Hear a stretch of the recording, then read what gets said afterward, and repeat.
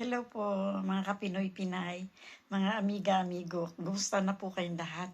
Ito may papakita po sa inyo si Tita Emmy. Meron na naman po akong isang tinapos na ginanchilyo na para po sa lamesa. Napakaganda po niya. Kaya share ko po sa inyo ulit. Samahan niyo po ako. Tara na! Ayan po ang tinapos ni Tita Emmy. Nakalatag po sa ibabaw ng kama. Kasi po dun sa lamesa, nandun si Kuya Ador, naka-live. Kaya hindi ko po maipapakita po sa inyo sa lamesa. Pero po ito ay panglamesa, panglamesa. Ayan lang po ang kanyang size. Ididikit ko na po kayo unti-unti. Hindi ko na po kayo isinama kung paano ko po ginawa.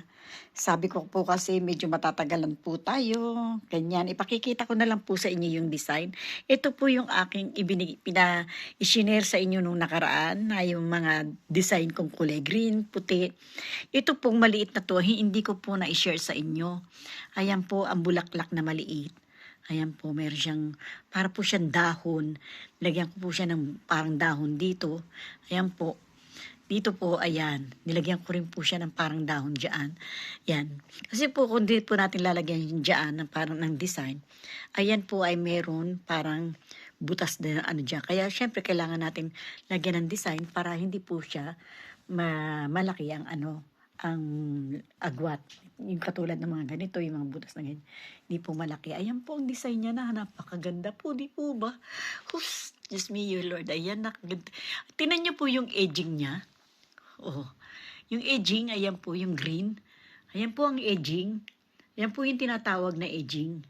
Yan po ang nilagay ni Tita Emmy na edging. Ayan. Ayan po ang edging niya. Ayan. Ayan. Napakaganda po. Gusto ko sana po yung magustuhan itong aking ginawa ngayong araw na to. Ayan. Ilang araw ko na po itong ginagawa. Halos isang linggo ko na po itong ginagawa. Kasi alam niyo naman po si Tita, meron pong trabaho. Hindi po kayang tutukan. Yan. Hindi po natin kayang tutukan. Ayan po. Ayan. Yan po ang ating design ngayong araw na to. Sana po ay magustuhan ninyo itong design ni Tita Emmy. Ayan. Ayan po. Ayan. Na para po sa akin ay napakaganda. Ayan, ano po sa mata, ang ganda po. Talagang sobra pong, gandang-ganda po si Tita Emmy. Ewan ko lang po kayo, kasi po hindi nyo makita sa personal. Pero po sa personal, ang ganda po talaga niya. Ayan o, nakakapanabik po talaga siya. Super ganda, ayan. Lalo na po yung nilagay nating parang dahon-dahon. Ayan, ganda po. Green din po ang ginawa ni Tita na para sa dahon-dahon. Ayan po. Ayan. Nalagay ko lang po yan sa lamesang kudrado. Kasi meron po akong lamesang kudrado sa Pilipinas. Yung pong pahaba, hindi po kudradong pahaba po yung lamesa. Ito po, ilalagay ko po siya sa gitna. Ayan po siya. Ayan. Ilalagay po natin siya sa gitna ng lamesa. Oh. Tapos lalagyan po natin ng flower base dito sa gitna. Ayan. Lagyan po natin siya ng flower base dyan. Napakaganda po niya talaga. Oh.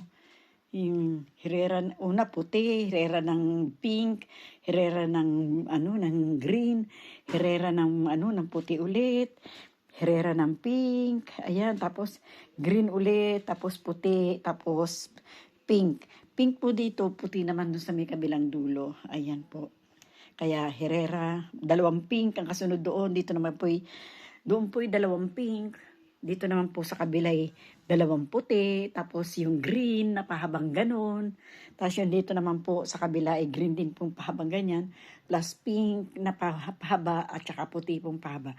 Ganyan pong ginawa ni Tita Emmy na style, oh.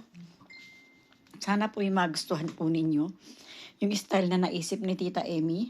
Oh, hindi naman po masakit sa mata, di po ba? Comment po kayo kung masakit sa mata, Tita Emmy. Masakit sa mata, ayoko po yung kulay. Pwede po sa susunod, palitan po ninyo ng kulay. Ganitong kulay po ang gusto ko, paborito ko. Try nyo, Tita Emmy, kung yung kulay na gusto ko ay maganda. Susubukan ko pong i-try po yung mga iko-comment ninyong kulay na magugustuhan ninyong kulay.